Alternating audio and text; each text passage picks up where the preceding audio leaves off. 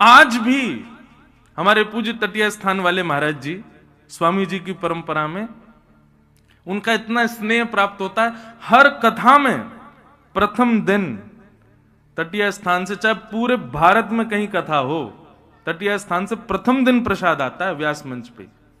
कितना ध्यान रखते हैं महाराज जी। तो किसी वैष्णव ने वहां पर भंडारा कराया, आज भी 1000, 1500, 2000 लोग, आप भी चले जाओगे तो वहां प्रसाद मिलेगा आपको, दोपहर में सब भोजन मिलेगा, ठाकुर जी की प्रसादी मिलेगी। लोग बाग कराते हैं, कोई ना भी कराए तो भी चलता है। तो एक दिल्ली के बड़े सेठ ने अभी मुझे बताई ये कथा, तो मैं बता रहा हूं आपको। दिल्ली के बड़े सेठ ने आकर के देखा कि यार यहाँ तो 2-2,500 लोग प्रसादी पा रहे हैं, मैं भी सेवा करूं। उसने जाके वहां सेवकों से पूछा क्या करना है। बोले कि इतनी राशि लगेगी, तुम्हारा मन हो तो कराओ, नहीं भी मन हो तो हमारे यहाँ तो चलता ही रहता है। प्रसादी पा करके उसने कहा ठीक है। दूसरे दिन उसने अपनी सेवा रखी, दूसरे दिन प्रसादी बनी, सब लोगों ने पाई, उसने भी पाई। पा करके वो महाराज जी जो अभी विराजमान हैं उनके पास गया, और जो भी सेवा थी वो महाराज जी के चरणों में रखते हुए उसने कहा, महाराज जी लेकिन एक बात कहूं, कल जैसा स्वाद हो ना वैसा आज ना हो, कल वाला स्वाद ज्यादा बढ़िया हो। महाराज जी ने जो उसने सेवा दी थी ना, वो उठा के उसी के गोद में धर दी। बोले बावड़े कैसी बात कर रहे हैं? कल श्री जी ने भोग लगायो, कल भी स्वाद हो, और आज भी श्री जी ने भोग लगायो, आज भी स्वाद है। ये तेरी जीव के चटोरेपन के काजे भोग ना बने, हमारी श्री जी को प्रसाद है, ये नित्य स्वाद में रहे। तू कह रहा कल स्वादिष्ट हो आज ना है, ले जा अपनी सेवा, ना चाहिए हमको। अरे श्री जी के प्रसाद में स्वाद को अंतर करे, कल ज्यादा स्वादिष्ट हो आज स्वादिष्ट, ऐसी भावना रखे। श्री जी के मुख से स्पर्श है कि आयो या को मतलब वो स्वादिष्ट ही है। सांसारी व्यक्ति ये विचार करता है इसमें नमक है कि नहीं, नींबू है कि नहीं, मिर्च है कि नहीं, मसाले हैं कि नहीं, लेकिन वैष्णव विचार करता है कि ये ठाकुर जी के सन्मुख पधराया था तो ये सर्वगुण संपन्न है, ये सर्व प्रकारेण मेरा कल्याण करेगा, इसमें कोई दोष नहीं है। आज भी ऐसी भावना है, वहां पर धन को और मूल्यवान वस्तुओं को महत्व नहीं दिया जाता। वृंदावन के रस उपासक महत्व सांसारी वस्तु को दे ही नहीं सकते। यहां के बंदर भी आपका चश्मा लेके इसलिए जाते हैं, अरे भैया जो नेत्र श्री जी ने दिए उनते देख, ये नकली चश्मा काई को लगा के देख रहे हो हमारी लाडली जू को, असली आंखन ते देख। या हमारे वो भी लेके भाग जाए, पर्स वर्स लिए घूम रहे हो तो पर्स लेके भाग जाए। बोले कहां तक ले घूमेगा, लुटा दे या कुछ सबन में वाकू ले जाए। वृंदावन के रस को समझो भैया। यहां भौतिक मूल्य, भौतिक वस्तु का कोई मूल्य नहीं है, यहां तो भाव का मूल्य है, यहां भाव मूल्यवान है। नंद बाबा लुटा रहे हैं और सब ब्रजवासी लूट करके ब्रजवासी भी लुटा रहे हैं। इतना आनंद है रहे हो है, सब नाच रहे हैं, गा रहे हैं। हमारे पूज्य पिताजी सुनाते हैं, एक 80 वर्ष की मैया अपने घर से निकल के आई बिना दांत वारी, और वहां आकर के देखी महाराज माखन के गोला बना बना के लुटाए जा रहे हैं, एक दूसरे पे मारे जा रहे हैं। वहां आकर के पूछी, अरे भैया जे कहा भयो है, हमारे वृंदावन में यो ना के क्या हुआ है, क्योंकि कहा भयो है। जैसी मैया ने आके पूछी ये कहा भयो है, इतने में एक ब्रजवासी ने माखन को गोला बना के वही मैया के मोड़े मारो, बिना दातन के सटक से भीतर चलोगो, मैया के पेट में चलोगो, चीकनो मोह है गयो। मैया जीव ते चाटन लगी। बोले अब तो बताए थे कहा भयो। बोले मैया तेरो मोह चीकनो है गयो, मीठो है गयो, पेट भर गो, अब उन्हें पता चली कहा भयो। अरे भैया हमारे नंद बाबा के लाला भयो है। मैया तो वही नाचन लगी, नाचते नाचते बोली ऐसे लाला रोज ही होए करे भैया, ऐसे लाला तो रोज ही होए हमारे ब्रज में। इतना आनंद पूरे ब्रजमंडल में है रहे हो भैया, सब नाच रहे हैं, सब गा रहे हैं। ऐसा आनंद, ऐसी धूम पूरे ब्रजमंडल में बची है, सब नाच रहे हैं, सब गा रहे हैं, सब आनंद मना रहे हैं। वह नंदोत्सव की भैया केवल हम सुगंध मात्र ले सकें, वाह को अनुभव करना तो बहुत दूर की बात है। हमारे ब्रज में बंधुओं कई उपासक तो नंदोत्सव के ही हैं, जैसे हमारे पंडित श्री गया प्रसाद जी महाराज, गोवर्धन वारे बाबा, शास्त्री जी, वे नंदोत्सव के बड़े प्रेमी थे। कहीं भी नंदोत्सव होता था ना, तो वो अपनी कुटिया में ही बढ़िया सुंदर सामग्री, लड्डू, मोहनथाल आदि खुद ही लुटाने लग जाते, बंदरन को लुटा देते, कोई को भी पधरा देते। पतो चल जाती गोवर्धन में कहीं कथा है रही है और आज चौथो दिन है, वहां पे नंदोत्सव है रो है, सो बाबा अपनी कुटिया को सजाते कि आज नंदोत्सव है रो है। इतना नंदोत्सव से प्रेम करते थे बाबा। तो ऐसे हमारे ब्रज में कई उपासक हैं, वो आज भी नंदोत्सव पतो चल जाए कथा में नंदोत्सव है, आज भी इतना स्नेह करें, ऐसे आनंद में भर जाएं, ऐसा भाव उनको आ जाए कि हम ही ब्रजवासी हैं, वह नंदोत्सव को उत्सव मना रहे हैं। पूरे ब्रजमंडल में आनंद भयो। नंद बाबा ने खूब लुटायो। ढाणी को आयो, ढाणी के को नंद बाबा ने खूब प्रदान कियो। मेरे मन आनंद भयो, ब्रजराज ही याचन आयो, अपने अपने मन को मतो, कह परिवार सुनायो। ढाणी को आज नंद बाबा के यहाँ आयो है। ये ढाणी को कौन है भैया? बोले जे कछु ना करें, केवल अपने यजमान के काजे नित्य पूजा करें कि हमारे यजमान को मंगल हो, हमारे यजमान के घर कछु आनंद हो, हमारे यजमान के यहाँ सब मंगल ही मंगल हो। इनको केवल यही काम है। और जब भी कोई आनंद को उत्सव होवे घर पे, तो यजमान इनको बुला के खूब सारी दक्षिणा दें। पर नंद बाबा के ढाणी के का एक वैचित्र कि आज 80 वर्ष है गए, लेकिन नंद बाबा के ढाणी के को कछु मांगवे को अवसर ही नहीं मिलो। क्यों? नंद बाबा के यहाँ कछु आनंद भयो ही ना है। फिर भी नंद बाबा वाक को विचार करके कछु ना कछु वाके घर भेजते रहे, लेकिन वहां से वाकु सुख ना मिले। वाकु यही लगे कि भैया नंद बाबा के कछु लाला होए, कछु उत्सव होए, तब मैं मांगवे जाऊं, अधिकार से मांगवे जाऊं। 80 वर्ष से प्रतीक्षा कर रहा है, रोज सूर्य को प्रणाम करे, देवतान को प्रणाम करे, यमुना मैया से प्रार्थना करे, हमारे नंद बाबा के घर एक लाला भेज दो, कोई संतान भेज दो, कछु आनंद कराओ, तो मैं मांगवे जाऊं आशीष देके। आज ढाणी के कुछ जैसे पता चली नंद बाबा के घर लाला भयो है, ओ हो महाराज, पहले तो मूर्छित है गए हो, सुन करके इतना आनंद भयो कि मूर्छा में चलो गो, लेकिन बाद में होश में आयो तो दौड़ो दौड़ो नंद भवन पे आयो है। नंद बाबा ने जैसे ही ढाणी के को देखो, आप सबन को समझ आ रही है ना ब्रज भाषा, कोई दिक्कत तो ना है ना? तो जैसे ही ढाणी के को आयो, नंद बाबा ने भी दौड़ करके बाकू हृदय से लगायो। नंद बाबा बोले, अरे ढाणी के, मेरे अकेले की तपस्या ना 80 वर्ष की तेरी तपस्या है भैया, तू प्रतीक्षा कर रो, आज तेरे मन की है गई है, अब तू बता, आज चूकियो मत, आज चूकियो मत, 80 वर्ष की पूरी कसर निकाल ले, सब मांग ले, जो तेरे मन में हो तू मांग ले आज मुझसे। ये बात आप लिख लीजिए बंधुओं कि ठाकुर जी पधारेंगे तो संग्रह की स्थिति नहीं रहेगी। नंद बाबा का बस नहीं चलना, नहीं तो स्वयं को लुटा दें। नंद बाबा बोले मांग का चाहिए। अब ये ढाणी के को प्रसंग ब्रज भाषा में इतना प्यारो प्रसंग है, पूज्य पिताजी बहुत भाव से गाते हैं। मेरे मन आनंद भयो, ब्रजराज ही याचन आयो, अपने अपने मन को मतो, कह परिवार सुनायो।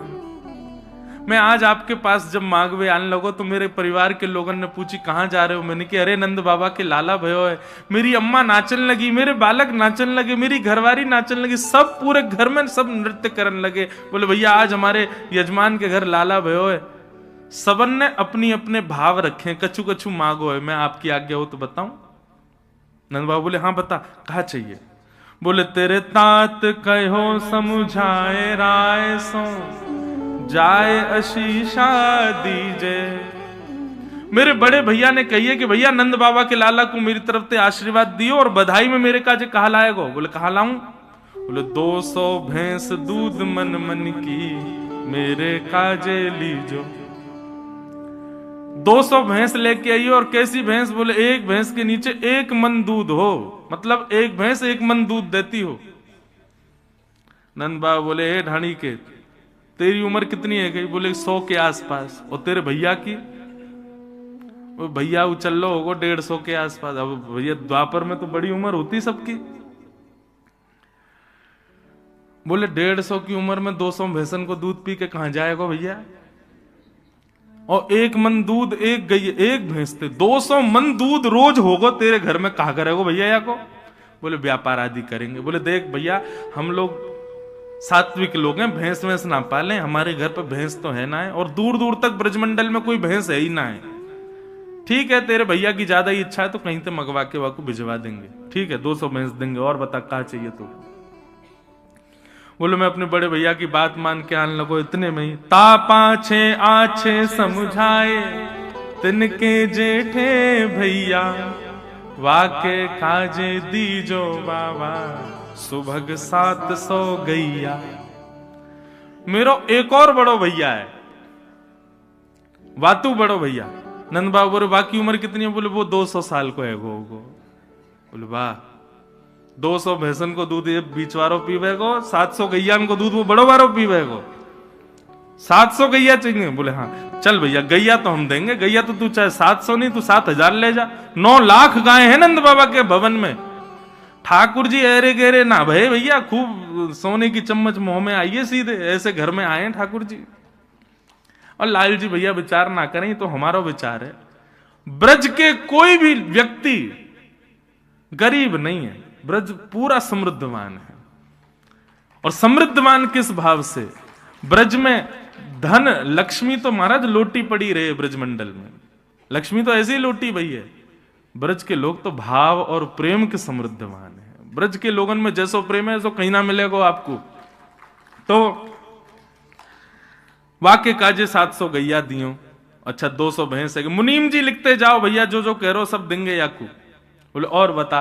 बोले मैं दोनों भैया की बात मान के आने लगो। इतने में ही मेरो बेटा बड़ो सुखदाई, तैसे ताके साथी, वाके काजे दीजो बाबा मत मदा तो हाथी।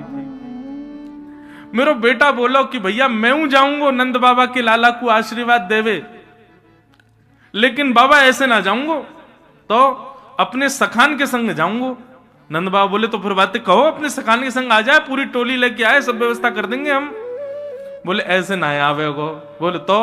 बोले वाने कहिए मेरे काजे एक मत वालो हाथी लेके आई हो, वहां पे आगे मैं बैठूंगा, मेरे सब सखा बैठेंगे, और नंद घनानंद भयो जय कन्हैया लाल की गाते भय हम आवेंगे, हमारे काजे एक हाथी लेके आएंगे। आहा, अच्छा देखो ढाणी को बोल रहा है और नंद बाबा लिखवा रहे हैं, और लाखों ब्रजवासी चारों तरफ बैठ करके सुन रहे हैं। और जैसे ही नंद बाबा ने कि हाँ भैया हाथी देंगे, तभी ब्रजवासी ने पंक्ति लिख दी, हाथी दीने। अभी घोड़ा तो आवेंगे आगे, रुको। ये जो नंद घनानंद भयो जय कन्हैया लाल की, ये सब गा ही रहे हैं। जैसे जैसे जैसे 200 भैंस नहीं, सब गाने लगे नंद घनानंद भयो जय कन्हैया लाल की जय हो, नंद बाबा की खूब दान कर रहे हैं। गैया दई, भैंस दई, और हाथी दियो। बोले और बताओ और क्या चाहिए? आज का व्यक्ति इतना दान कर सकता है? इतने में डर जाएगा, भैया रुक जा, कोई हम पे लॉटरी थोड़ी लगी है जो लूट के ले जाएगा। लेकिन नंद बाबा कह रहे तू बोल तो जा, बस चुप मत होइयो, रुकियो मत, बोल और बता क्या चाहिए। बोले मैं बड़े बेटा की बात मान के आने लगो। इतने में मेरा छोटो बेटा आ गया, और छोटे बेटा ने कहा कही, बोले छोटो सुत चंचल अति मेरो, छोटो सुत चंचल अति मेरो, लाड़ चाव को जोड़ा, वाके काजे दीजो बाबा 10 है राशि घोड़ा। अब गाओ हाथी दीने घोड़ा दीने। अब अगली के काजे रुको, आगे देंगे। हाथी दिए, घोड़ा दिए, गैया दई, भैंस दई, 10 है राशि घोड़ा, मत वाले आनंद वाले और बढ़िया दौड़वे वाले घोड़ा, 10 घोड़ा दियो।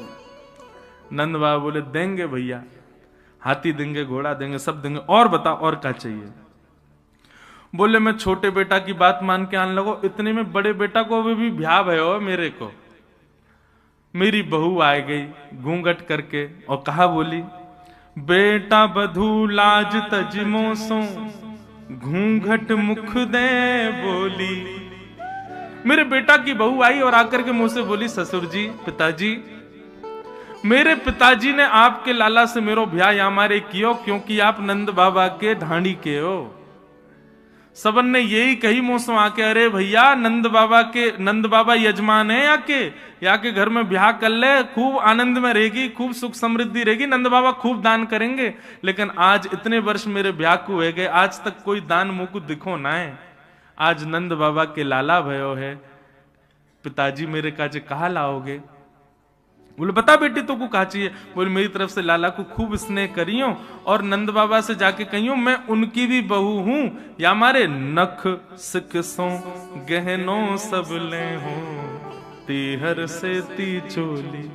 पैर के अंगूठा से लेके सिर तक जितने गहने हूं मैं एक स्त्री के, वो सब गहने बनवा करके मेरे काजे लाई हूं। नंद बाबा के नेत्र सजल हो गए। अरे ढाणी के, तेरी बहू तो हमारी बहू है। मुनीम जी, सुनार को बोलो जावेगो और जाके बहू को पूरा नाप लेके आवेगो और जैसो वाकू प्रिय हो वैसे वाके काजे गहने भिजवाओ। ब्रजवासियों के नेत्रों में अश्रु आ रहे हैं कि आज नंद बाबा कितने प्रसन्न हैं। अच्छा, कई बार क्या होता है बंधुओं कि कई घरों में पुरुष ज्यादा उदार मना होते हैं तो पत्नी हाथ बस अब ठीक है इतना ही करो, अब कहां इतना लुटा रहे हो। लेकिन यहां पर यशोदा जी ऐसी नहीं है। अभी सुनना आगे क्या हुआ। बहू की बात मान करके मैं जैसे ही आगे आने लगो, इतने में कहा भयो, बोले मैं बेटान की बात, बहू की बात, भैयान की बात मान के आने लगो। इतने में एक इकलौती बेटी है मेरी, बेटी एक लाडली मेरी, चलत आए भाई ठाड़ी और कहा बोली, पिताजी मैं हूं चलूंगी आपके संग। मैंने की चल लाली तू भी चल। बोले ना ऐसे नहीं जाऊंगी तो। बोले सहित कहार पालकी ले हूं सोजो भरियो गाड़ी। नंद बाबा ते जाके बोलो सुंदर सी सोने की पालकी बनवावेंगे, 4 कहार उठावे वारे वाके सहित पालकियां भेजेंगे, तब मैं सज धज के पालकी में बैठ के तब जाऊंगी लाला से मिलवे। और वो पालकी सदा मेरे पास ही रहेगी, 4 कहार भी यही रहेंगे। ऐसा दान मांग के आएंगे। नंद बाबा बोले देंगे भैया, पालकी तुरंत निकलवाओ। एक सुंदर पालकी तैयार करी, 4 कहार तैयार, वो जाओ ढाणी के घर और या की लाली को बढ़िया लेके आओ, सब प्रेम से हमारे लाला को आशीष देवे आवेगी। तब ब्रजवासियों ने कहा पालकी दीनी, हाथी दीने, घोड़ा दीने और दीनी पालकी, पालकी प्रदान करी। अच्छा लाला और बता, और कोई रह तो ना गया तेरे घर में? बोले हाँ एक रह गया। बोले कौन? मेरी अम्मा, मेरी मैया। नंद बाबा बोले अभी बैठी है तेरी मैया? तू 100 वर्ष को, तेरो भैया 150, बड़ो भैया 200 वर्ष को, मैया कितने साल की होगी? बोले मैया तो अभी 400 वर्ष की है गई होगी। वाह, बिना दांत वाली मेरी मैया आई और आकर के मुंह से कहा बोली, माता कहो दही धर आगे, सुन बेटा मेरी सीख। मेरी मैया ने मेरे आगे दही को एक मटका धर दिया और मोते बोली मेरी बात सुन के जा। 80 बरस बाद आज नंद बाबा के यहाँ लाला भयो है। ऐसो दान मांगियो नंद सो, हम बहुरे न मांगे भीख। ऐसो मांग के आइयो, ऐसो मांग के आइयो कि जीवन में फिर कभी हमको मांगनो ना पड़े, नंद बाबा से कभी कछु कहनी ना पड़े। ऐसो दान मांग के आइयो। नंद बाबा बोले अरे भैया तेरी मैया की बात हम निश्चित मानेंगे, सब चीज दुगनी दुगनी करके देंगे। 200 नहीं 400 भैंस देंगे, 700 नहीं 1400 गैया देंगे, 1 नहीं 2 पालकी देंगे, 1 नहीं 2 हाथी देंगे, 10 नहीं 20 घोड़ा देंगे, सब चीज दुगनी दुगनी देंगे तो को। और कोई रह तो ना गयो? इतने में ढाणी को बोला हाँ हाँ सबन की बात है गई। इतने में यशोदा मैया बोली पीछे से, नहीं अभी एक रह गई है, तेरे बेटान की बात सुन लई, तेरे भैयान की बात सुन लई, तेरी लाली की बात सुन लई, बहू की बात सुन लई, मैया की बात सुन लई, तेरी घरवारी माने कछु ना मांगो। घरवारी को नाम सुनते ढाणी के नेत्र सजल हो। यशोदा मैया बोली एक सामग्री नहीं मिलेगी, पहले जे बता कि ढांडन ने कहा मांगो है, वानू तो कछु मांगो होगो। और ढाणिन की बात कहते हुए हृदय भर आया ढाणी का। उसने क्या मांगा? तब बोली मेरी घरवारी, नीके नीके जइयो। मैं सबन की बात मान करके जब अपने घर से बाहर निकल गए हो ना, तब मेरी घरवारी आई और आकर के मेरा हाथ पकड़ो और मुझसे कहा, बोली मैं 1 घंटा से देख रही हूं कोई 200 भैंस, 700 गैया, 2 हाथी, पालकी और सिर से पैर तक पूरे गहने, और जन कहा मांग रहे हैं। अरे नंद बाबा के लाला भयो है, कोई कुबेर को खजानो ना भयो जो इतनो मांग के आओगे उनसे। मेरी बात मानियो, नंद बाबा यदि थोड़ो दें बहुत कर मानो, पर लाज राख घर आई। यदि नंद बाबा एक तुलसी पत्र हाथ में धर दें तो वाकू भी पूरा संसार मान करके सिर से लगा करके घर आइयो, हमारी लाज रख करके आइयो, कुछ ज्यादा कहने की आवश्यकता नहीं है। ये बात सुनते ही नंद बाबा और यशोदा मैया दोनों के नेत्र सजल हो गए। ढाणी के को हृदय से लगा लिया नंद बाबा ने। ऐसो प्रेम, ऐसो स्नेह, ये ब्रजवासी हैं भैया। इनकी बात में कभी कभी आपको लग सके कि ये तेज बोल रहे हैं, इनके व्यवहार में कभी कभी आपको लोभ झलक सके, इनके स्वभाव में कभी कभी आपको ईर्ष्या झलक सके, लेकिन आप हमारी बात सत्य मानियो, ब्रजवासी बाह्य आवरण से लोभ, ईर्ष्या, द्वेष सब दिखावे, लेकिन हृदय से अत्यंत प्रेमी है। इसीलिए बांके बिहारी जी बिक गए इन ब्रजवासी के काज।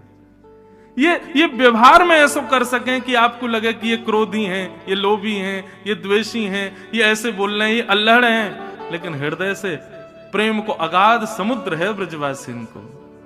यही मारे श्री जगन्नाथ जी की भुजाएं खड़ी क्यों हैं?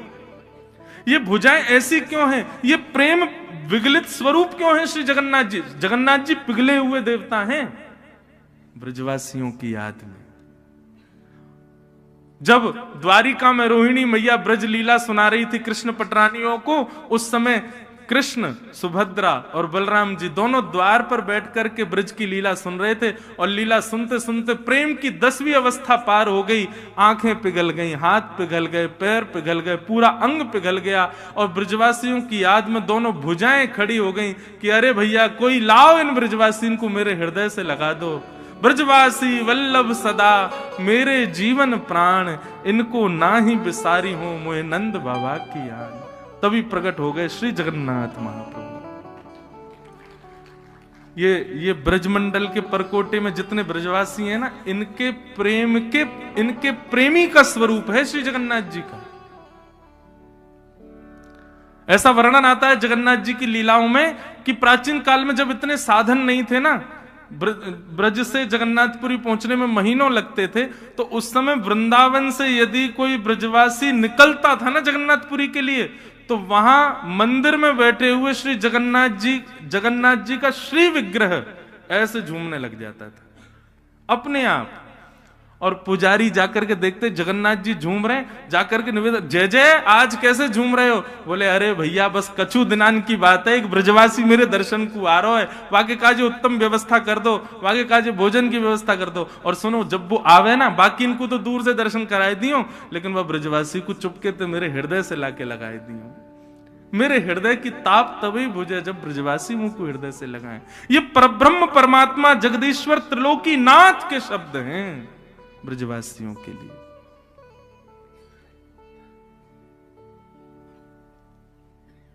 इसलिए भैया मैं बार बार कहूं, बिहारी जी को एक बार को दंडवत ना कर पाओगे, भीड़ बहुत है मंदिर में, जिद मत करियो नहीं तो कुचल जाएगा, कोई चढ़ जाएगा ऊपर आपके।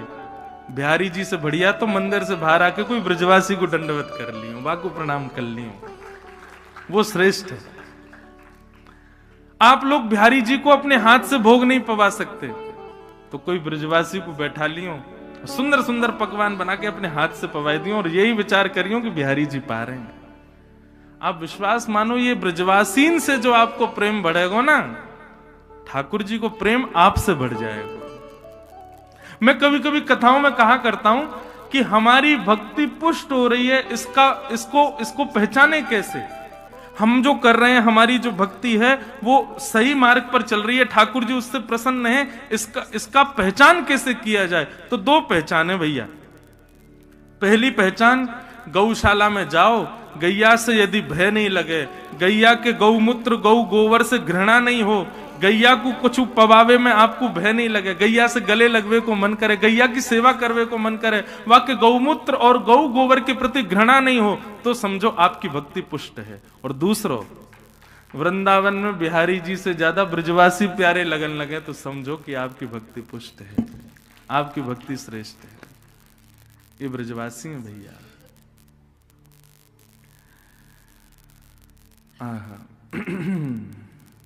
तो ऐसे नंद बाबा ने दान किया और ढाणी के लेकर के वाकू गए। बोले नंद के लाला की। पूरे ब्रजमंडल में 1 वर्ष तक नंदोत्सव मनता रहा, 1 वर्ष तक सब नाचते गाते रहे। इसी बीच जैसे ही ठाकुर जी 6 दिन के भये, तो कंस के द्वारा भेजी गई एक राक्षसी आई जिसका नाम है पूतना। पूतना कुरूपणी है, लेकिन महाराज कंस की अति प्रिय है। कंस ने जब ये बात कही कि मेरे शत्रु ने ब्रजमंडल में जन्म ले लिया, तो पूतना ने कहा महाराज मुझे सेवा दो, मैं जाऊं और जाकर के आपके शत्रु का वध करूं। कंस ने कही कि आपको रूप इतना भयावह है, सब देख के भाग जाएंगे, और बालकन को आप मारना चाह रही हो, कैसे संभव होगा?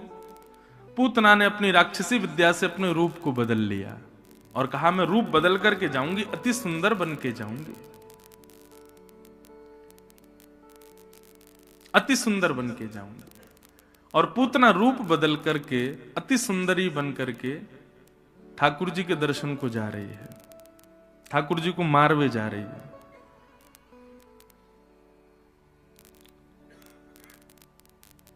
कि कंसेन प्रहिता घोरा पूतना बाल्यघातिनी शिशुंश्चचार निघ्नन्ति पुरुग्राम ब्रजादिषु। पूतना ने अपना रूप बदल लिया, इतनी सुंदर बन गई पूतना कि उसके रूप को देख करके अब सब आकर्षित होने लगे। बहुत ध्यान से सुनिएगा बंधुओं। पूतना ने 84 कोस ब्रजमंडल में 10 दिन के अंदर जन्म लेने वाले हर बच्चे को मार दिया। कैसे मार दिया? बोले उसके रूप को देख करके सबको लगता था अच्छे घर की होगी, सुंदर है, अच्छे वस्त्र पहन के आई है, अच्छी होगी, और सबने उसको स्वीकार किया और घरों में जाती, बालकों को खिलाने की भावना से अपने पयोधर का पान कराती, विष पीते ही बालक मर जाते। व्यक्ति का स्वभाव है बंधुओं कि हम लोग स्वरूप पर बहुत जल्दी रीझते हैं। स्वरूप और वस्त्र ये हमारे आकर्षण के केंद्र हो चुके हैं। आध्यात्म सिखाता है कि किसी के स्वरूप और आवरण पर ज्यादा आकृष्ट मत होइए। उसको परखने के लिए सबसे पहले उसके हृदय को देखिए, स्वभाव कैसा है। मैं तो स्पष्ट कहता हूं कथा में, किसी व्यक्ति को पहचानने 3 चीजों पर नजर डाल दें। देखो अब किसी की परीक्षा लोगे तो निश्चित परीक्षा भाव से जाओगे तो वो अच्छा ही बनेगा आपके आगे। इसलिए 3 चीजों का ध्यान रखना। सबसे पहले उसकी आंखें देखना, नेत्रम। यदि नेत्र बहुत चपल हैं, चपल बोले तो बहुत मटकते हैं, कभी इधर कभी उधर कभी इधर इधर ऊपर नीचे, ऐसे बार बार भौएं मटकती हैं, नेत्र मटकते हैं, समझ जाना कि इसमें थोड़ी चतुराई है। नेत्रम।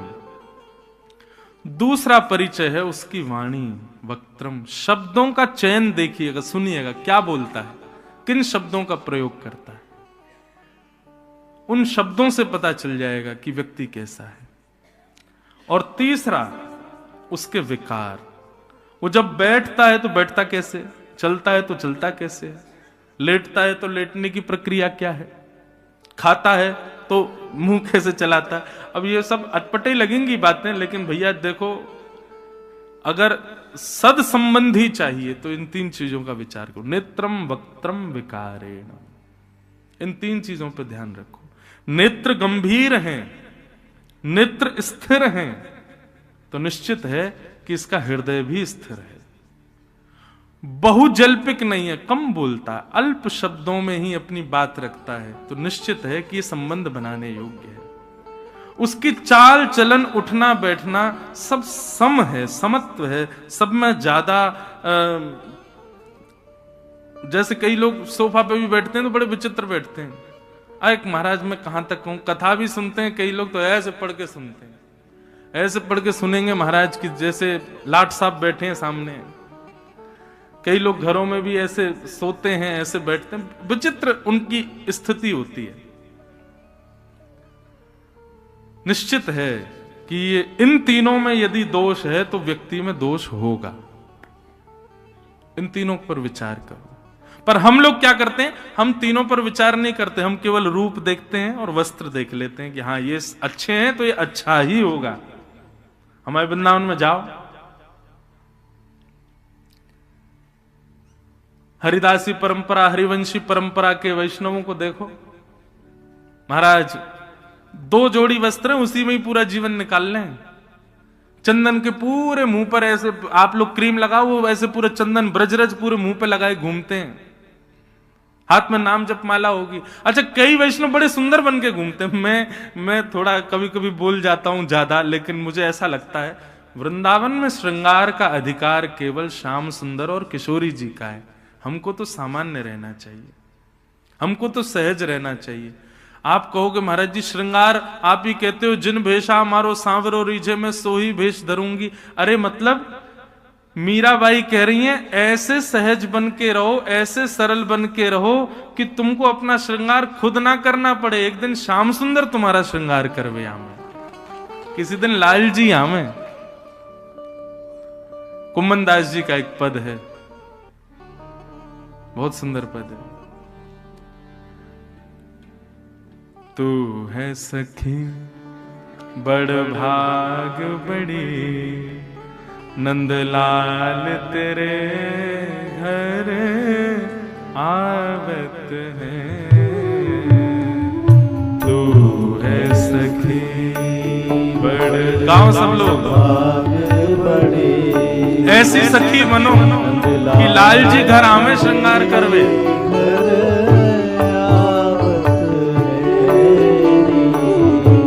तू अपनो श्रृंगार करत है, तू अपनो श्रृंगार करत है। ये दर्पण हाथ दिखावत है, दर्पण हाथ दिखावत है। कितना सुंदर लगे हैं? हम श्रृंगार करें, कब श्रृंगार करें? तब तक श्रृंगार मत करो जब तक श्याम सुंदर हमको स्वीकार ना कर लें। मेरा अभिप्राय ऐसा नहीं कि पूरे बावड़े बने घूमो, नहीं, सामान्य रहो।